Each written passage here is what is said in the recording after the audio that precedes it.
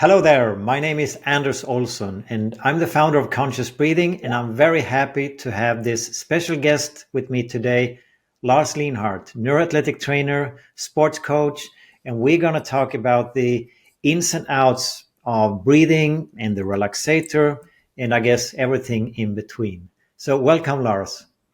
Oh, thanks for the invitation. I'm very excited to talk with you about this awesome tool. So, yeah, great to be here.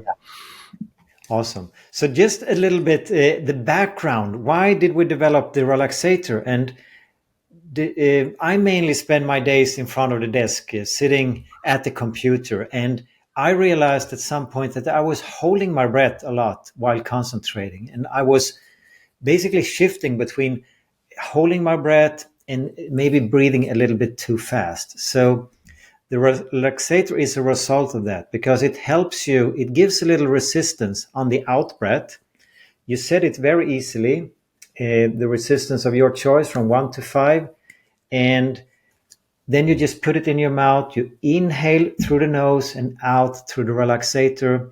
And this little resistance, that then helps you to achieve a low diaphragmatic breathing and slow breathing and rhythmic breathing. So it was possible for me to counter that poor habit of holding my breath while concentrating.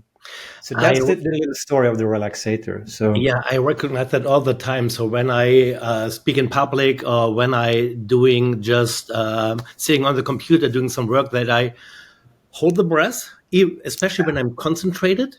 Yeah. And sometimes I have to, so like an apnea.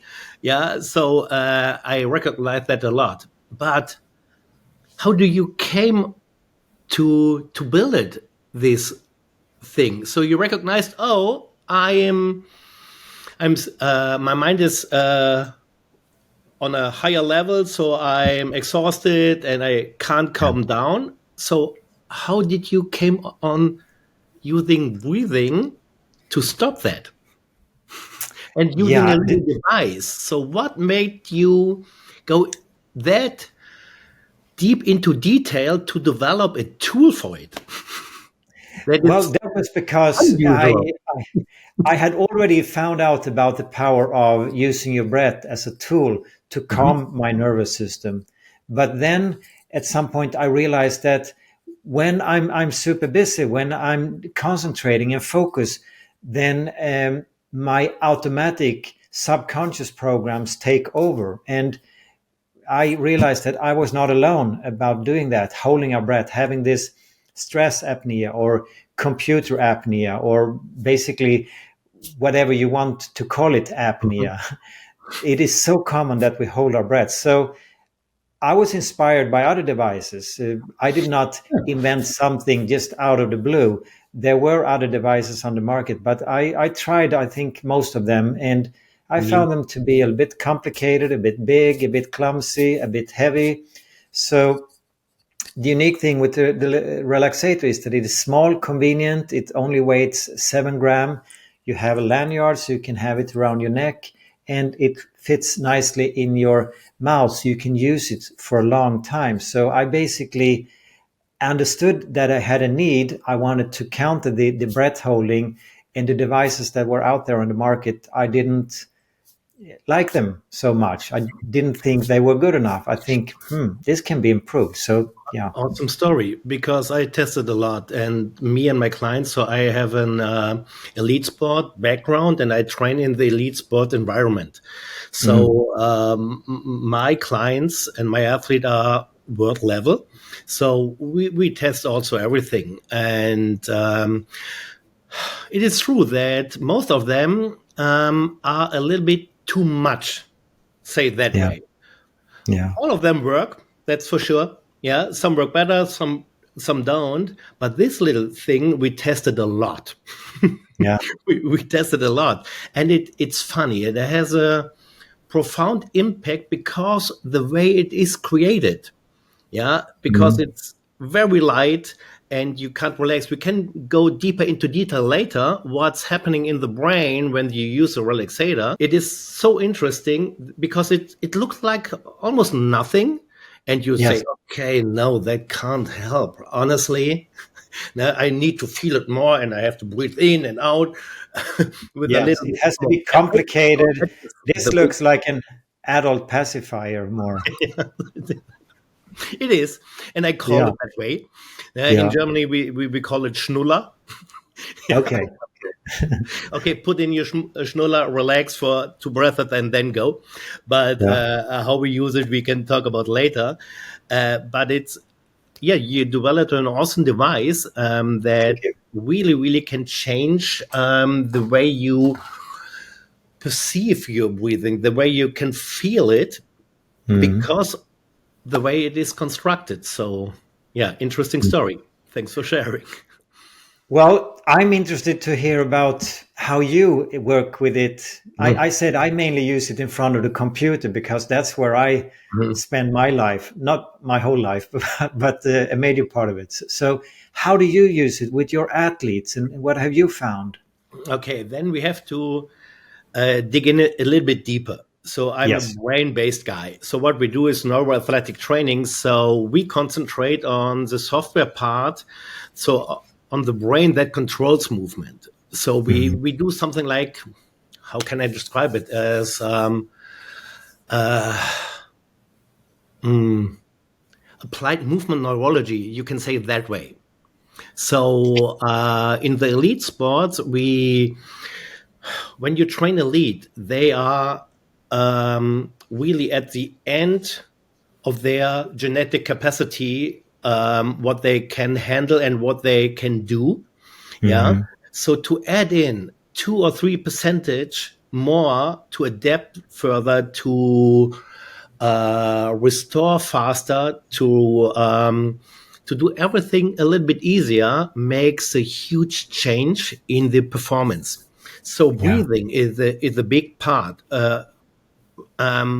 for overall brain health, but also for targeting special brain areas that are so important Mhm. that the brain allows to go more performance.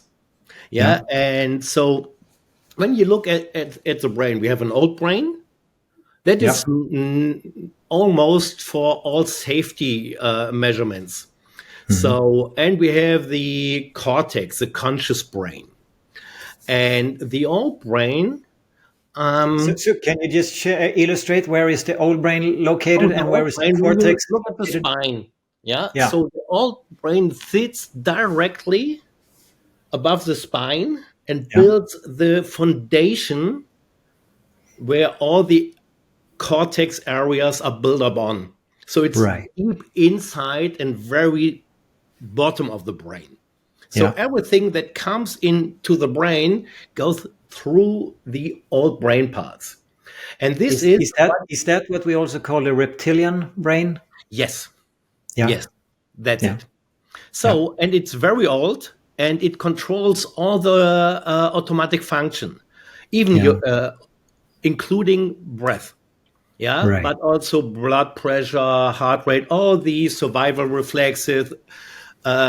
So it's very, very important for survival, and that is Yeah. what our brain is made for. Yeah. So when the old brain is not functioning properly, the higher information will have a lack on information. So you need a very, very active old brain that the brain feels safe Yeah. for going all out, for high performance, Right. also to recover. Yeah, so the old brain is a recover brain, the Hmm. very, very old part. Yeah. And so how we use a relaxator. When you look at the neurology of where are the respiratory centers, Hmm. and they live very, very deep in the old brain. So Yeah.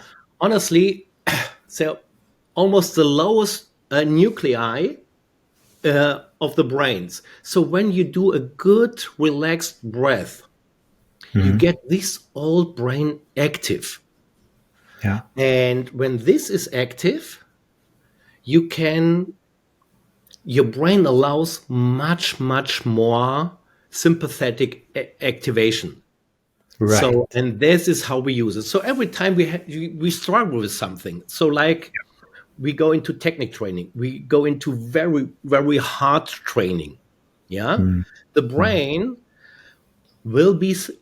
is wondering, will I be safe afterwards?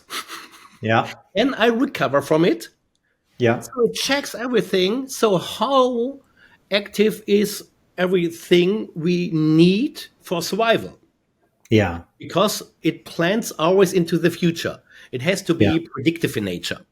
Yeah. So and when the old part is not that active as it could be, it is a lack of, okay, what will happen when I go very hard? Can I Yeah. recover from it, etc.?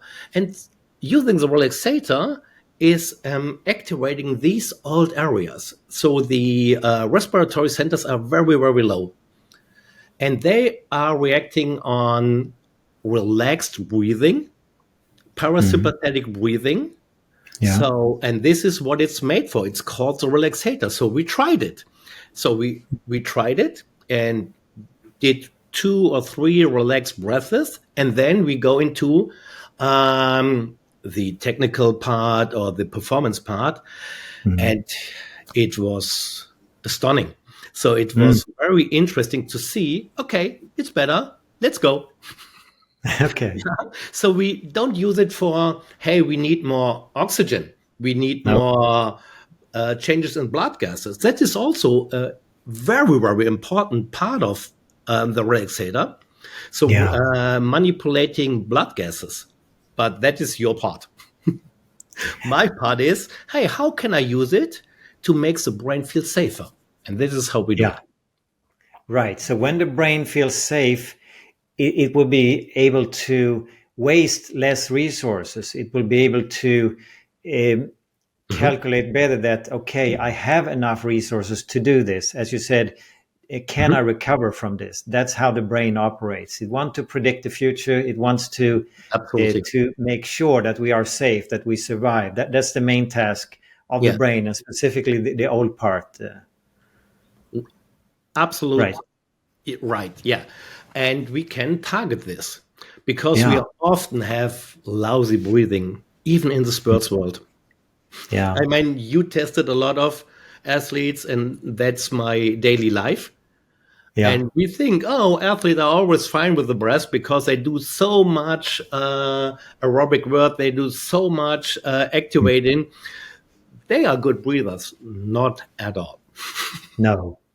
Not at all. They have a way to put it is that there is room for improvement, and I think it goes with athletes, but I would say it goes for 98% of the people walking on this planet.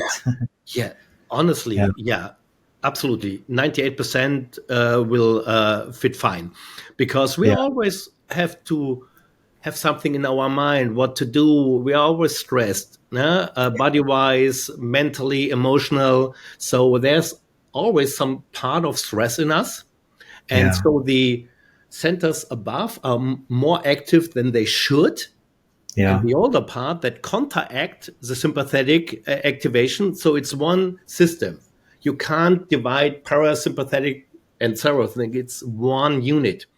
But when one is more active and you have not the ability to counteract, then things go out of place.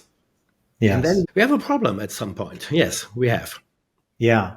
And one way to illustrate it is that inhalation is tied to the sympathetic, the activating part, if I'm exaggerating, right? While exhalation is tied to the parasympathetic, the relaxing part. So with every breathing cycle, we help to balance, hopefully, our nervous system. Or if we get stuck in, like I did before, more of this stopping breathing. Many times we do that on the inhale, actually, and we move more towards fight, flight, and stress and activity when we don't necessarily need to be there. It's not a problem per se, right? To be stressed or active or being more in sympathetic. No. The problem is if we're there too often for too long. Yeah. And that, I guess, is a challenge for many athletes because sympathetic, and they are good at their training, but they may not be so good at the recovery. They may have an imbalanced nervous system. Or would you agree to that? Yeah, absolutely. And you need, when you look at the best of the best, they are the most relaxed guys under stress. Yeah, It seems exactly. easy what they are doing. Yeah. It seems easy, even if they are under load that is so hard to achieve in your life. Yeah. But the best of the best are the more relaxed under the special condition of their stress environment. So, Yes. So look at Usain Bolt, for example, when he was running 100 meters faster than anyone else. When you looked at the slow motion, he looked extremely relaxed. Just as one example. He was in his play mood. So I was there when he ran the world record. I was in the stadium. And it was, what happened now? That was so impressive. Everything was quiet for a second. They were not yelling, yay! So everything go, okay, what had happened now? Yeah. It was so easy. It was so relaxed, and it is so freaking fast. Yeah. And you can see it. He had fun doing it. Yes. Yeah. So when you work with the fight, it's not that fun. Yeah.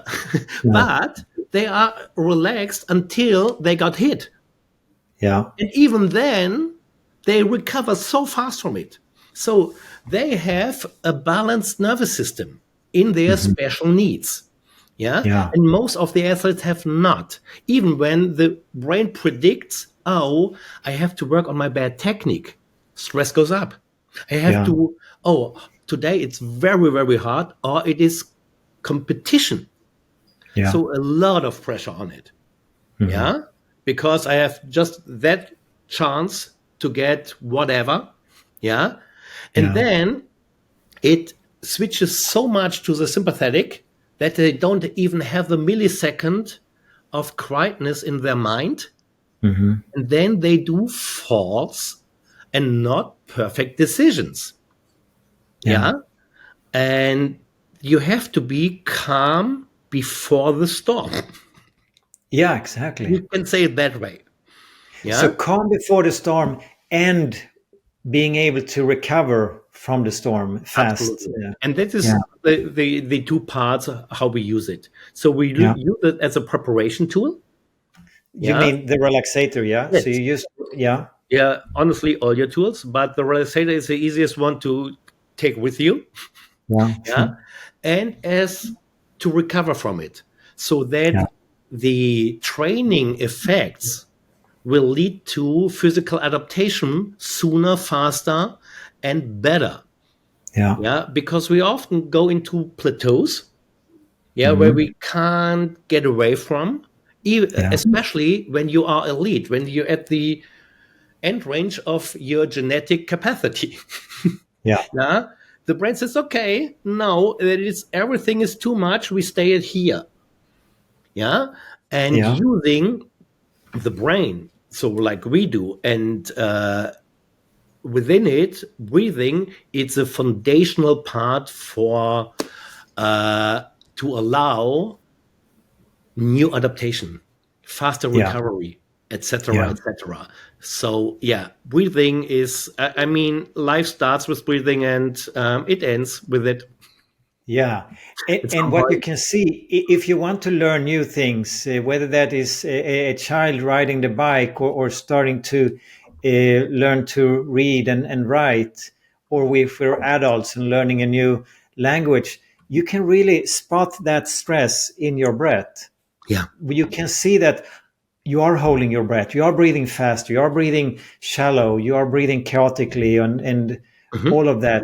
And using it as a tool will help you to learn that new thing you want to learn faster, because you will then be able to reduce the stress, because when we are stressed, we are not as good to learn new things, right? Yeah. And it's all of that is a part of motor learning. So like technique work in a different manner. So you have to use your eyes while reading. You have to use your tongue while speaking. You have to, use but it's all sensory integration combined with learning a pattern, and that is always movement. Yeah. Yes. So interacting with the world is via movement. Yes. Yeah. So that is regardless. In the elite world, it's technique training. In the education world, it's learning. It's some reading, writing, but it's all connected to motor activity. Yeah. Yeah. So yeah, it's at the basic level, it's the same. Yeah. Yeah. So you can use it whenever you learn, whenever you approach stressful situations, Yeah, even exactly. social interactions. Some people Yes. are freaked out to talk to other people because they predict, oh, that would be stressful. Yeah. So they avoid Yeah. going into a chat, saying hello, saying hi, or how Yeah. are you, or Yeah. whatever, because of the predicted stress that will occur when they maybe look different or whatever. Mhm. But you can use this for everything. So you have to talk to your boss in regards to your free time or to your job. And sometimes you avoid it because you're so stressed out, not because you're in real stress, but the brain No. predicts it. Yeah, So the brain predicts it. doing hard things. Yes. Hard doesn't mean stupid hard. Things you don't like. Yes. So And in this is essence, how we add in the relaxator.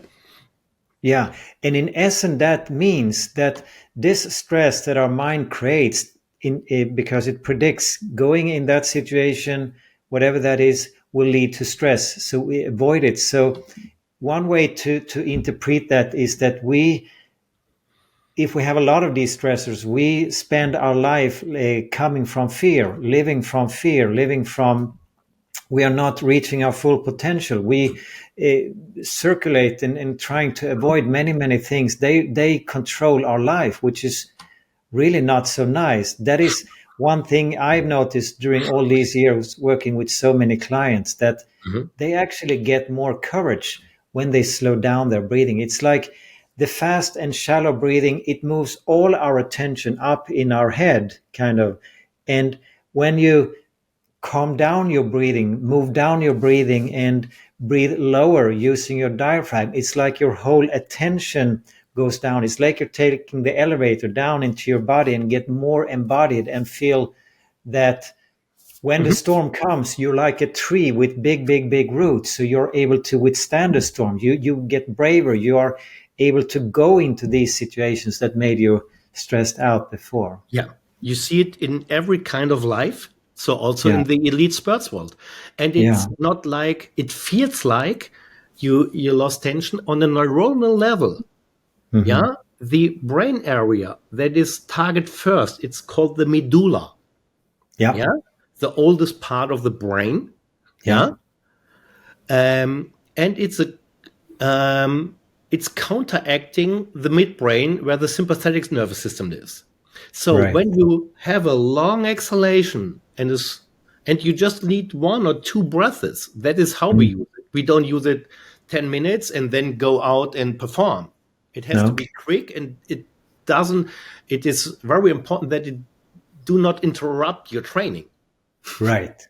Yeah, Yeah. because you need just a little parasympathetic activity to go sympathetic, to go Right. power out. Yeah. And so what I wanted to say, so if you activate with a long relaxed inhalation, exhalation, the medulla, it literally takes the sympathetic tone out of the body. That is what really happens. Right. It's not just, it feels like, no, it is. Yeah. Yeah. And it's so important to be relaxed also with the tension, Yes. move the joints, to contract the muscles. So power, it's always activity combined with relaxation, speed. Mm. Yeah. Yeah. The muscle has to contract very hard, very intense, but also let go. Yes, We exactly. also, most of the time in training, we focus on the tense up. Yeah, tense up, tense up. Yeah, get more power in it, and that is all Yeah. important. Yeah. But for the brain to predict, okay, when you continue doing it, I'm out. I'm not able to be clear that you will be safe afterwards. So you Right. do your squats, you do your lunges, and it always feels hard, but it feels so hard because the brain took some brakes on it to Yeah. protect you. Yeah. Because it's always what will happen when you continue doing it. Yeah. Yes. And when you And have a good, the main task of the brain is to make sure that we are safe, right? yeah, That we survival keep is alive. Yeah. first. That is what the brain is made for. Yes. Yes. Therefore, it collects all information out of the environment, Yeah. yeah, out of the and out of the body, yeah, Yeah. that all travels through the old brain area, Yeah. and the brain has to see, okay, that is your plan. You want to squat more. You have a very high load on you, yeah. So it got the information out of the body, out of the physical activities of blood gases, and also the neural drive. So your motivation, your willpower, whatever.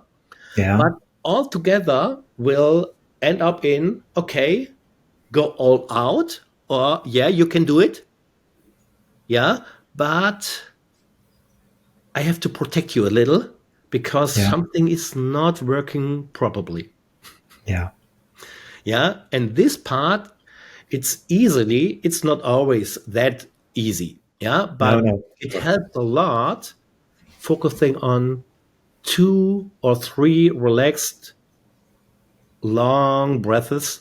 And let's talk a little bit Can what. you illustrate? I find it fascinating that you think 1 or 2 or 3 breaths is enough before you are going to perform. But that is how you I, use it. I can Which, show you because yeah, I please. have not a weak shoulder. It hurts at some point. So when Uh-huh. let's see. Uh, yeah. So we Yeah. go and you can, I lock my elbow so that it's hopefully always the same. Yeah. Yeah. And here it's how it started to get some kind of, it's not painful, but close to it. Yeah. Yeah. So the medulla can be addressed in different things. So we also prepare using the relaxator. Yeah. Yeah. Yeah. But Right. I just use it for a sec. Yeah. Yeah. So this is the way. It's very individual, where I can relax the most. Yeah. Yeah. And even when I suck in the air, yeah, when I inhale, I try Mhm. to feel the air Right. flowing to all the sinuses, so the upper Mm. airways, yeah, from the nose. I try to feel it, and Yeah. then I try to relax everything, especially my lips, my Yeah. facial tension, and everything Mhm. in my throat. Right. Because all the information from the face, from the throat, from the lips go into the very old areas. Yes. And Yeah. when they are relaxed, it's you add more intensity into the activation pattern. So I will Right. do So it. the more relaxed you are, the better you can perform. Yeah, especially in this area. Right. Yeah? Everything Yeah. here is Mm. full of receptors. Yeah. Yeah. So how do So you hold the relaxator? You hold it with your lips or?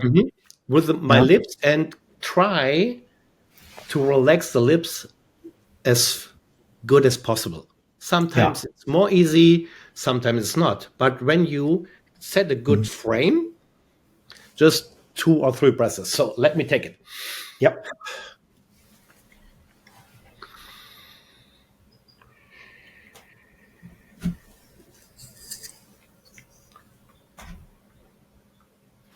okay, it was enough. I was relaxed. Yeah, I just need one. Yeah. Yeah. Okay. So the same.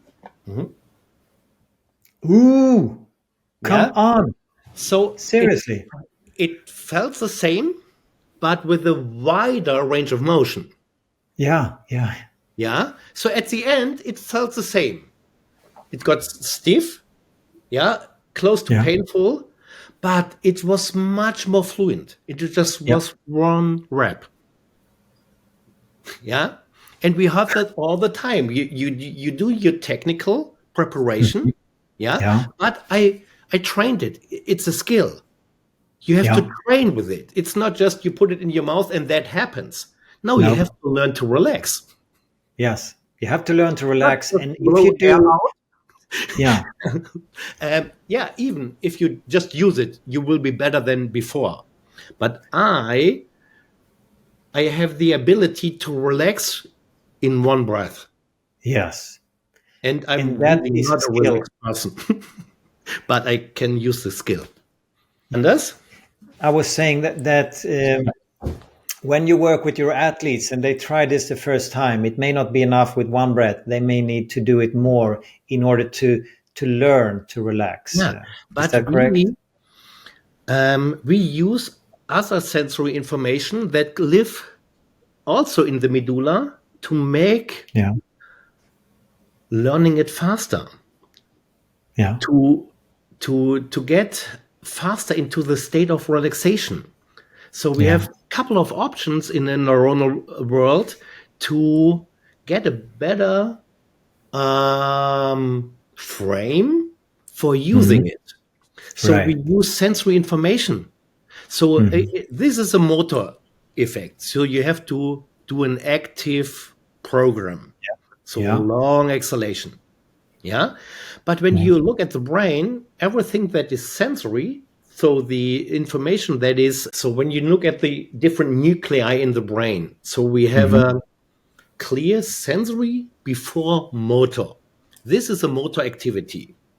When we know what kind of nuclei live around it that are sensory in nature, we can enhance their activity to get more and better motor activity. Yeah. So this could be using everything in regards to the vagus nerve. Right. Because the vagus nerve has motor aspects, but not that much, but a lot of ton of sensory branches. So we can rub the ears right here. Yeah. We can massage the ears. So we get sensory stimuli into the same brain area to get more relaxed motor activity with the Right. respiration stances. Yeah. So you combine different exercises to, for example, stimulate the vagus nerve, which is a nerve that is connected with basically all organs in our body except the adrenal glands, where our stress hormones are produced. So some people call it the boss of the parasympathetic part of the It nervous is. system. At some point, it is. Yeah, because he is wandering through the body and collects everything out of physical information, blood gases, whatever. Yeah. So he's a big parasympathetic nerve, and honestly, by far the most active parasympathetic nerve. Yeah. It is. And 80-90% of the information traveling in the vagus nerve travels from the organs in the body that the vagus nerve is connected with to the brain, giving the brain a good understanding of how to make a good decision to what's going to happen, and do we have the resources. Yeah, he tells the brain what's going on, and in the very old autonomic centers that keeps us alive. So the brain needs the information about the blood gases. The brain needs the information about the moving of the rib cage where the lung is gathered. The brain needs information out of the organs. Yeah, because would you say that when you move more into sympathetic state, the ability for the body to listen to the vagus nerve and to collect all that information of what's going on in the body, that will be reduced? No, it shut down. It shut down. Yeah. So when you go, when you are in a very, very intense activity, there's a shoot down effect, so that the organs can work because you have to do something. Yeah. So so some branches are shut down, but yeah, it's not the time that this activity is needed. Right. Yeah. So there is a shoot down effect. It's still online, of course, and it still works. Yeah. But some activities are shut down, so that the brain can perform on a higher level. Yeah. It's hard to digest while you are in a sprint. Yeah, exactly. Yeah. So in essence, then you noticed on your shoulder that your range of motion increased, and when you use it on your athletes, will they, after a few breaths with the relaxator, will they be able then to do more squats or faster sprints or? Yeah, maybe, but overall they are relaxed. More relaxed. They are better preferred. They have a little bit more willpower. Yeah. When they are used to it. At the beginning, maybe that could disturb them because it looks like a schnuller. Yeah. And they, okay, hopefully nobody sees me having this time, something like that. Yeah. Then it would take a while. But I mean, I have so many videos. There was just a documentary about my work preparing athletes for the Olympic Games, and it's on camera how they use it. So they use the relaxator right before the stressful situation. Right. Yeah. And they are adult. Yeah. They don't do it in front of the camera to sell something. No. Yeah. They do it because, hey, I experience the good benefit from preparing my brain with this tool before I have to go into a very stressful, hard loaded situation. Right. But at some point they are result driven, and you are result driven.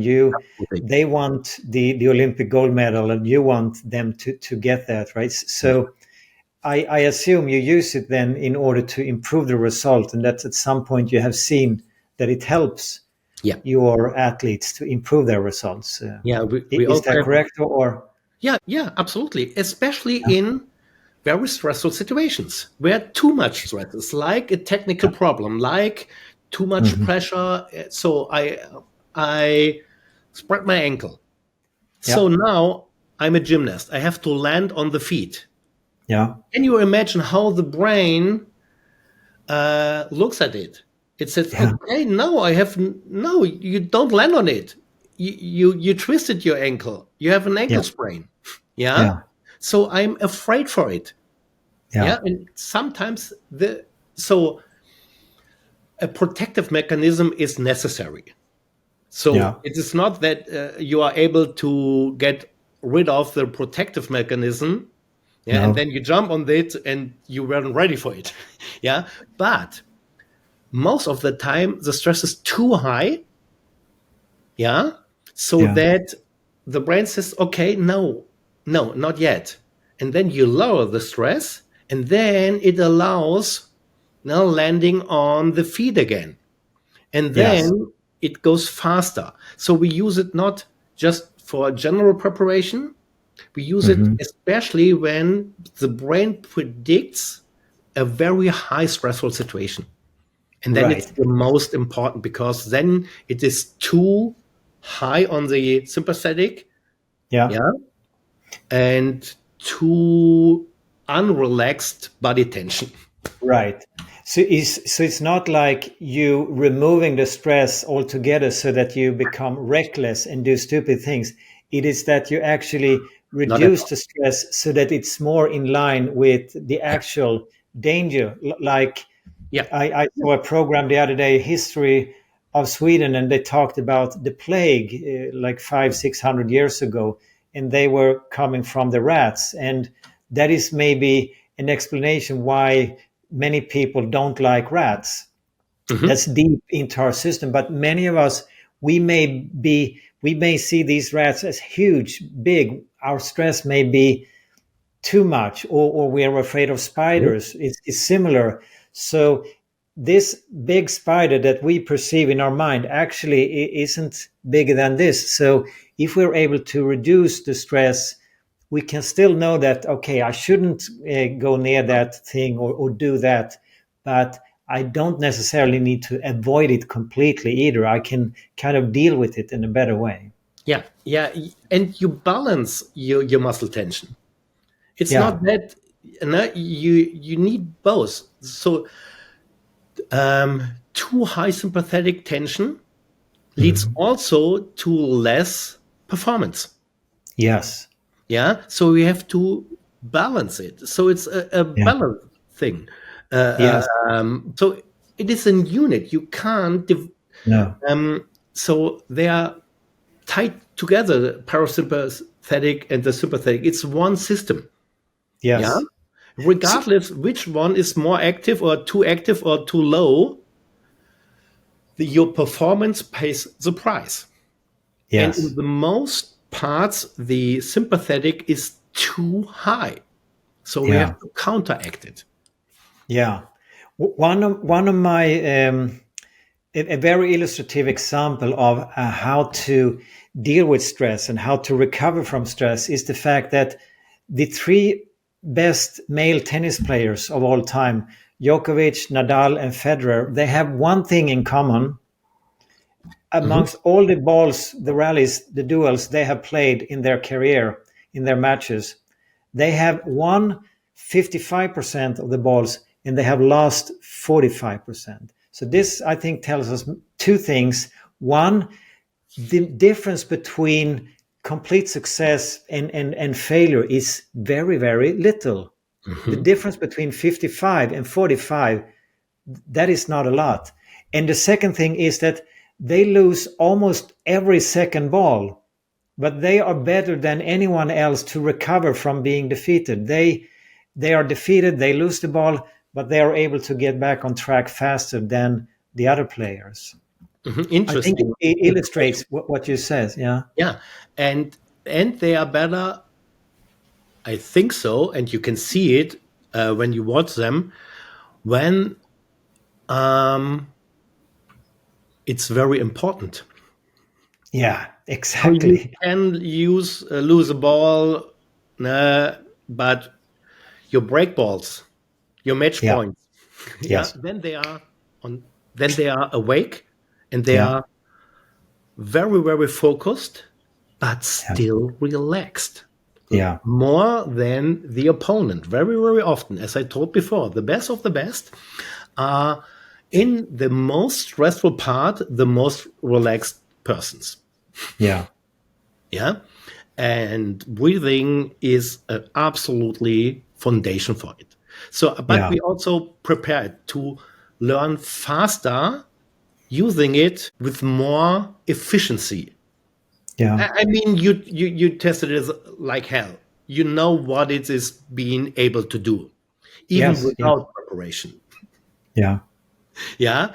But when you prepare the brain areas that are responsible for a coordinated, relaxed breath, I think you can also get the best out of it. Yeah. Yeah. To have a faster learning how a good breath feels like. Yes. Without being able to meditate. Some people are not able to. No. Not yet. Yeah. And when you tell them, they freak out because it's not predictable for them losing control. Yeah, true. But when you address the areas for better coordination of your breath, for better tension of your whole body, they are able to have a longer, quiet, and relaxed exhale without this meditative aspect. Because some are afraid of it. They are afraid of losing control. And this is just training. Okay, that's okay. I can train it. I can prepare my training. But hey, with the meditation, that's not my. You know these guys also, I think. Yes. So from one perspective, I think if we look at the world, if we look at different types of personalities, the guys that are top athletes or executives, there are some level of anxiety and stress within them that actually they have been able to use that as a driving force to help them to achieve their goals. But sometimes that becomes too much. The anxiety driven, the stress driven performance and their ability to recover is what I have found is that that is often problematic in high achievers, whether that is in the corporate world or in the household. We have high achievers there as well, or in the elite athlete world. I think it's common denominator, typically stress, anxiety, being afraid of losing control. But maybe if you're an elite athlete, you have taken it to the next level. Do you agree with that? Is that something you see, that there is a lot of anxiety driven performance and that they need help to balance? Yeah, maybe they don't recognize this as anxiety. No. But it's a perspective. And you can call it that way. Absolutely. Because it's hugely connected to the limbic system, to their amygdala. So they are over focused on what will going on. So the amygdala is our fear center, we can say, right? It makes a lot of decisions about, hey, am I safe or not? Absolutely. And the interesting thing is that the nose is almost in direct contact with the amygdala. The nose is actually the first of our senses to be developed before the hearing and the eyesight. Absolutely. The nose. So actually, the signals from the nose goes unfiltered into the brain compared to the hearing and the eyesight. Right? They are filtered before entering the brain. Projections. And Yeah. that is a different kind of sensory integration. Absolutely. That makes smell and using odors a bomb in a neurocentric world. So we use it like hell. To prepare our brain for the upcoming stress or also to recover from it. So you have some kind of shortcuts to prepare your brain and to prepare using the relaxator. But I think we will go deeper into it in a couple of months. Yeah, exactly. So we will do a follow up. What do you think? Is there a takeaway from our discussion here, or if we start to round up? What can we give advice to people? What is the easy thing they can do? Or we can help ourselves in stressful situations. Regardless of sports, emotional, cognitive, whatever. So we have impact on ourselves. So we can just do something about it instead of, this situation is so, I have to go through it. No, we can be active, and that is what our brain is made for. Health is an active decision. And one of the easiest decision is, okay, it's going to be hard. I'm working on the technical part for the last couple of weeks or years sometimes. I can prepare it to make it better. It's always not to be optimal, but to make it better. And this is such it is that easy when you use sensory information, when you use all so important brain parts like the respiratory centers to get an overall better brain function. And we didn't talk about blood flow, what changes in activity in cerebral blood flow. So we have a ton of physiological aspects we didn't mention once in this chat. We didn't. The carbon dioxide and oxygen. And so the takeaway is you have shortcuts to make you get through things you don't like, things that will be hard. Yeah. And you have a shortcut to recover from it. So could a way be to look at this, the saying, you can't run before you can walk. So looking at the brain, the older parts, you need to address them first. Or is that where you put a lot of your focus to address the older part of the brain's EI, the walking, so that the newer parts, the more advanced parts can work optimally, EI running and performing. And even in the old brain, we have older and younger parts. So all the reflexive movement, the brain stem motor control, that is everything is above the respiratory centers. Everything is above it. So to be reflexive, stable, to be whatever you need in reflexive control is above the nuclei. The respiratory center. So it's not just about the cortex that will be function better.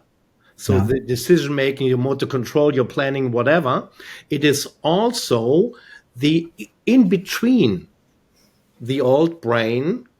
Everything above is getting better. So your vestibular system, your visual system, that is higher order neurons in between the old brain.